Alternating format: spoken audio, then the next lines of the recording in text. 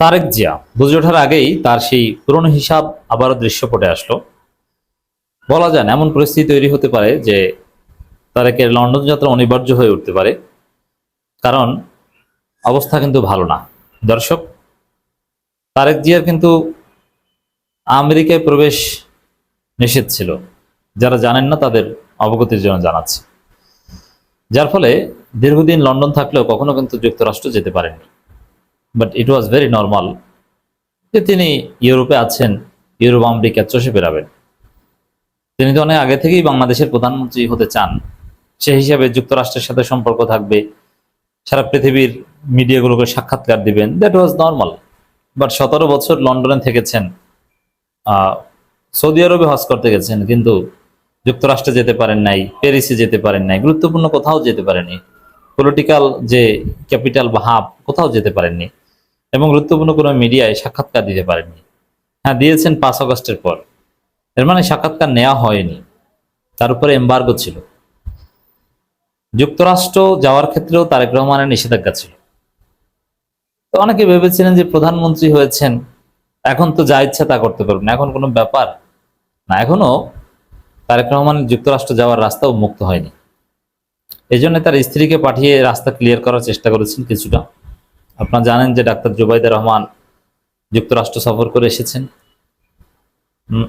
মেনালি ট্রাম্পের সাথে একটা মিটিংয়ে ছিলেন, চমৎকার কাটা কাটা ইংরেজিতে বক্তব্য দিয়ে এসেছেন।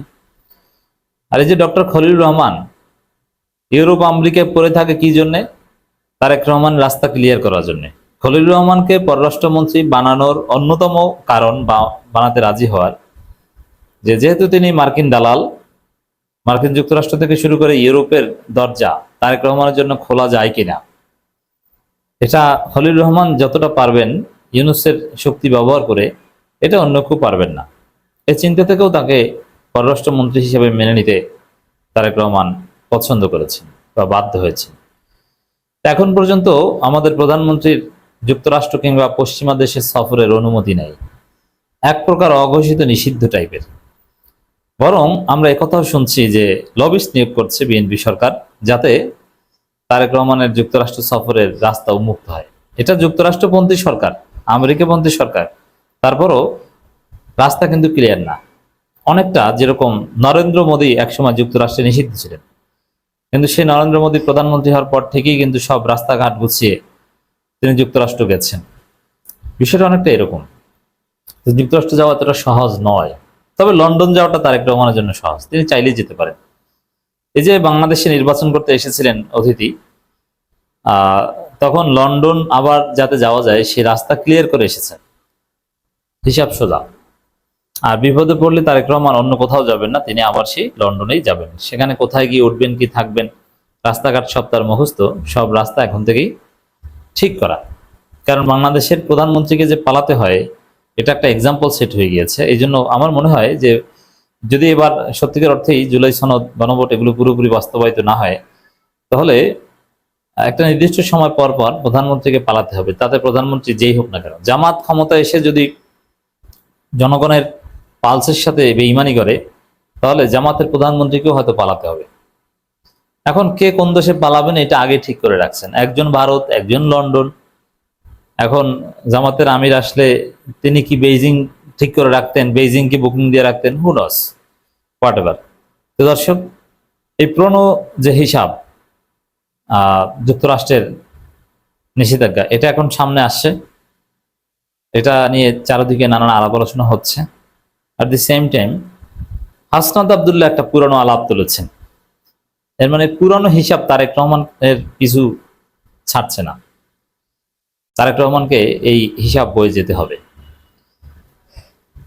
তারেক রহমান কি নিজের সিদ্ধান্তে দেশ পরিচালনা করছেন? হাসনাত আবদুল্লাহ এই প্রশ্ন তুলছেন। কেন, কি সমীকরণ নিয়ে এই প্রশ্ন তুলছেন? দেখেন, প্রধানমন্ত্রী তারেক রহমান নিজের সিদ্ধান্তে দেশ পরিচালনা করতে পারছেন কিনা তা নিয়ে প্রশ্ন তুলছেন জাতীয় নাগরিক পার্টির মুখ্য সংগঠক হাসনাত আবদুল্লাহ। ফেসবুকে এক পোস্টে তিনি এই প্রশ্ন তুলেন। এখন সবাই কিন্তু বুঝে গেছে দেশ চালায় কারা। বিশেষ করে গুম অধ্যাদেশ বাতিলের মাধ্যমে সবাই স্পষ্ট যে সরকারকে ডিজিএফআই এবং ভারত অনেক কিছু করতে বাধ্য করে। হাসনাত লিখেছেন 29 নভেম্বর তারেক রহমান বলেছিলেন, এমন সংকটকালে মায়ের স্নেহ স্পর্শ পাওয়ার তীব্র আকাঙ্ক্ষা যে কোনো সন্তানের মতো আমারও রয়েছে, কিন্তু অন্য আর সকলের মতো এটা বাস্তবায়নের ক্ষেত্রে আমার একক সিদ্ধান্ত গ্রহণের সুযোগ অবারিত ও একক নিয়ন্ত্রণাধীন নয়। তার দেশে ফেরা আর কার সিদ্ধান্তের উপর নির্ভর করে তা তিনি তখন কিংবা এখনো স্পষ্ট করেন। এর মানে সেই পুরনো হিসাব, দেশে ফেরার আগে যে বলেছিলেন একক অবারিত সিদ্ধান্ত নয়, তাহলে কার উপর নির্ভর করে? তারেক রহমান ভেবেছিলেন যে প্রধানমন্ত্রী হয়েছেন, দেশে এসেছেন, জিতেছেন, আসলাম, দেখলাম, জয় করলাম, অতিথি, কিন্তু না, হিসাব কিন্তু শেষ হয়নি। এই হিসাব তারেক রহমানকে দিতে হবে। আজকে সংসদ সদস্যরা পুরো জাতিকে এটা জানাচ্ছে কার সিদ্ধান্তে, কোন বাধায় তারেক রহমান দেশে আসতে পারেনি। এমনকি বিএনপির নেতা নেত্রীরা টক শোতে তখন বলতেন যে তারেক রহমানের উপর ব্যারিকেড, এই নীলুফার চৌধুরী মনি ব্যারিকেড শব্দটা ব্যবহার করেছে, ব্যারিকেড উঠিয়ে নেন। কি ব্যারিকেড ছিল? কে ব্যারিকেড উঠিয়ে নিয়েছে? নানান চ্যালেঞ্জ আছে, নিষেধাজ্ঞা আছে, কি সেটা কিন্তু বলে নাই।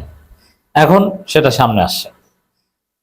দর্শক, এনসিপির এই সংসদ সদস্য আরো লিখেছেন, গত 25 ডিসেম্বর যাদের সিদ্ধান্তের উপর নির্ভর করে তিনি দেশে ফিরছেন, দলের অনেকে দ্বিমত থাকা সত্ত্বেও গুম ও মানবাধিকার অধ্যাদেশ বাতিলের পিছনে তাদের সিদ্ধান্তের কোনো প্রভাব রয়েছে কিনা সে প্রশ্ন থেকেই যায়।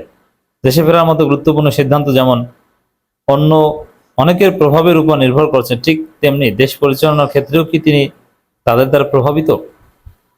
এখান থেকে একটা বিষয় স্পষ্ট, আমি এটার ব্যাখ্যা দিচ্ছি। তারেক রহমান দেশে ফিরতে পারছিলেন না, কারণ তারেক রহমান যখন বাংলাদেশ ছেড়েছিলেন 111 সরকারের সময়, তখন রাজনীতি না করার মুচলেকা দিয়ে ছেড়েছেন। এই যে যুক্তরাষ্ট্র যেতে পারছে না, ওখানেও কিন্তু মুচলেকা দেয়, এবং তৎকালীন মার্কিন রাষ্ট্রদূতের মধ্যস্থতায় তারেক রহমান মুচলেকা দিয়েছিলেন, এবং মুচলেকার কপি মার্কিন যুক্তরাষ্ট্রের রাষ্ট্রদূতের কাছে জমা ছিল, এবং এখনো ওইটা যুক্তরাষ্ট্রের কাছে জমা আছে। আর মুচলেকাটা নিয়েছিল বেসিক্যালি ডিজিএফআই। অতএব ডিজিএফআই এর ক্লিয়ারেন্সের অপেক্ষায় ছিলেন তারেক রহমান। ডিজিএফআই ক্লিয়ারেন্স ছাড়া তার মায়ের অসুস্থতার সময় আসতে পারেনি।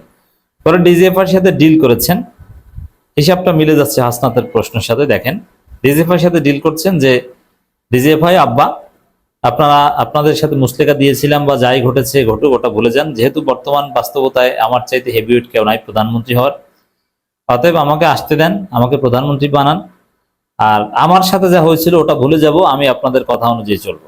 যার ফলে হঠাৎ করে তারেক রহমানের দেশে আসার রাস্তা উন্মুক্ত হয়ে গেল, একক সিদ্ধান্ত অবারিত সেই এখন বারিত হয়ে গেল, এবং তারেক রহমান দেশে আসলেন, প্রধানমন্ত্রী হলেন। এখন ডিজিএফআই এর কথা মতো গুম অধ্যাদেশ বাতিল করছে, মানবাধিকার অধ্যাদেশ বাতিল করছে, এই করছে, সেই করছে। এই হচ্ছে পুরানো হিসাব নিকাশ, এটা দৃশ্যপটে এসে গেছে। হাসান লিখেছেন, জনাব তারেক রহমান কি নিজের সিদ্ধান্ত দেশ পরিচালনা করতে পারছেন, নাকি নেপথ্যে অন্য কেউ রয়েছেন যাদের আমরা চিনি না, যারা নিজের সিদ্ধান্ত ছাড়াও যাদের সিদ্ধান্তের উপর তারা দেশে ফেরা অধ্যাদেশ বাতিলের সিদ্ধান্ত নির্ভর করতে পারে, তারা কারা? তারা ডিজিএফআই। আশা করি বুঝাতে পারছি।